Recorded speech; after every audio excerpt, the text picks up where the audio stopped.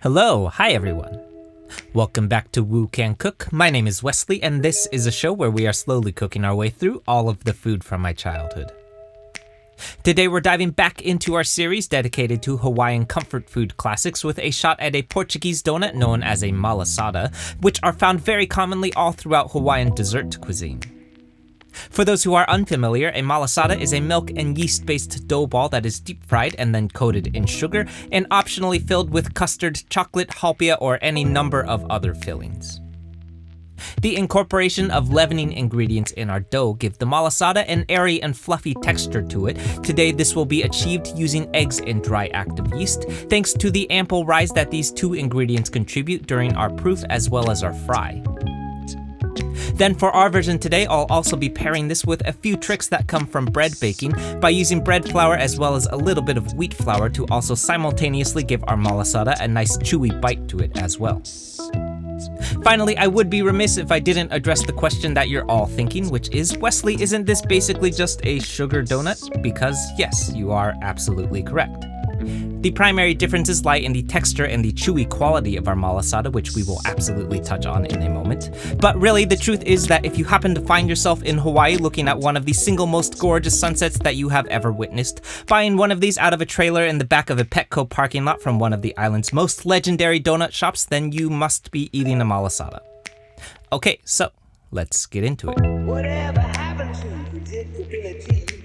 The milkman, the paper boy, eating and cheating. Did I get delivered here? Somebody tell me, please. Alright, so kicking things off with our dough here, we're gonna start by combining our dry ingredients in one bowl, and then combining our wet ingredients in a separate bowl, and finally folding these two together into a cohesive dough. This is more generally a pretty good principle to stick to with dough-based recipes like this one because it helps make sure that everything combines evenly so you don't run into pockets of raw flour. So starting off with my dry ingredients, this is 4 cups or 625 grams of bread flour to start, followed by half a cup or 65 grams of wheat flour, and then a quarter cup or 90 grams of sugar, and finally 5 grams or about a pinch of kosher salt. And yes, I am trying to make a commitment to accuracy with dough-based recipes like this one by using a gram scale more often, but if you want to keep eyeballing with cup measurements, feel free to keep doing so. We're mixing this up until nice and combined, and then moving on to our wet ingredients next. First up, this is a cup of whole milk that I'm warming up on the stove to lukewarm temperature. Now, very important, we don't want our milk to be too hot like this is, or else we could kill our yeast cultures and we'll have to start all over. So if that happens to you, whether you're using a stovetop or a microwave to warm your milk, just let this sit and cool down a little bit before continuing. So once my milk has cooled down to a tepid 85 degrees F or so, I'm adding 3 tablespoons or a single packet of dry active yeast, followed by a single tablespoon of white sugar for our yeast cultures to feed on.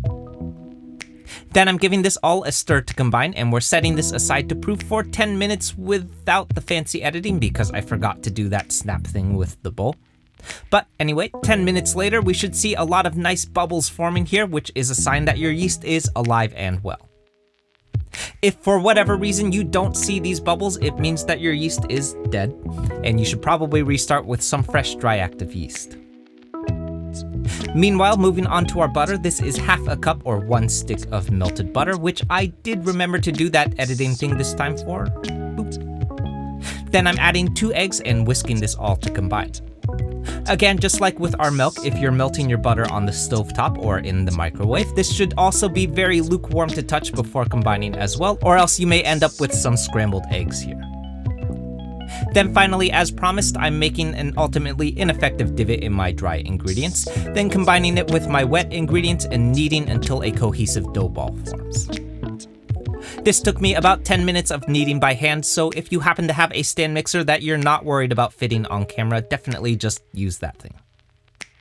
Finally, once our dough ball is nice and cohesived, I'm covering this up with plastic wrap and letting this proof in an oven with the oven light on for 3 hours.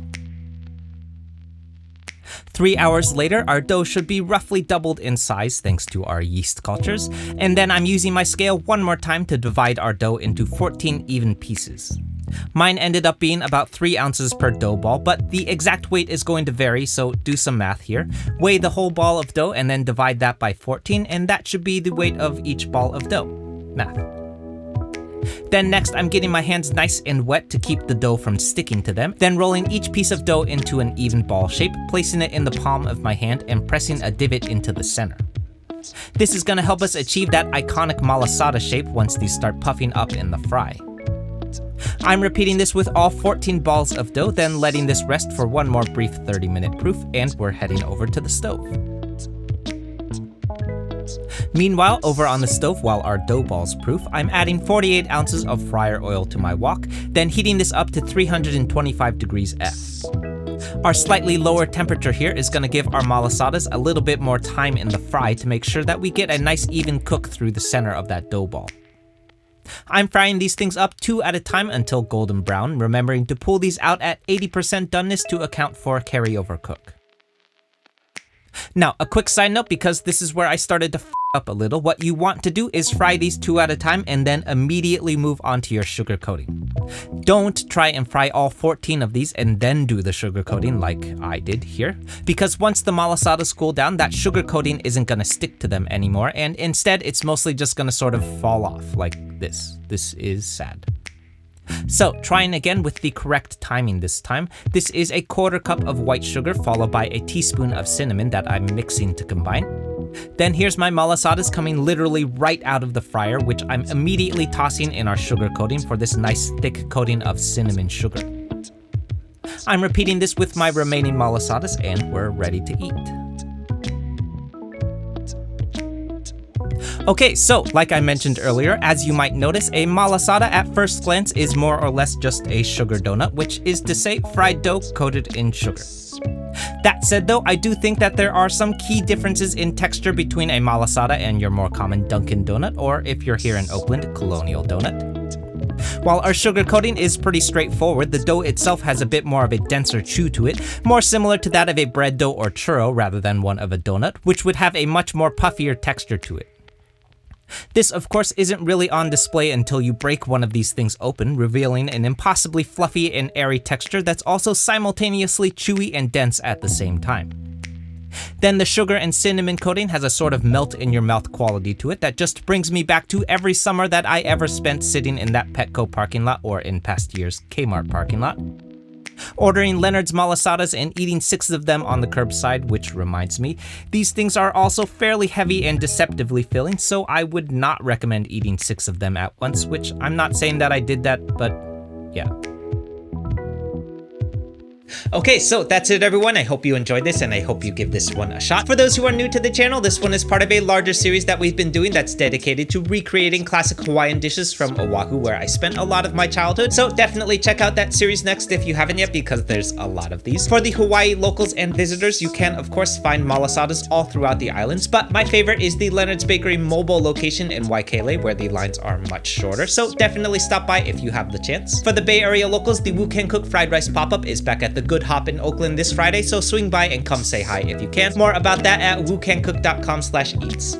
As always, like, comment, subscribe, share, be nice humans, and I'll see you soon. Bye.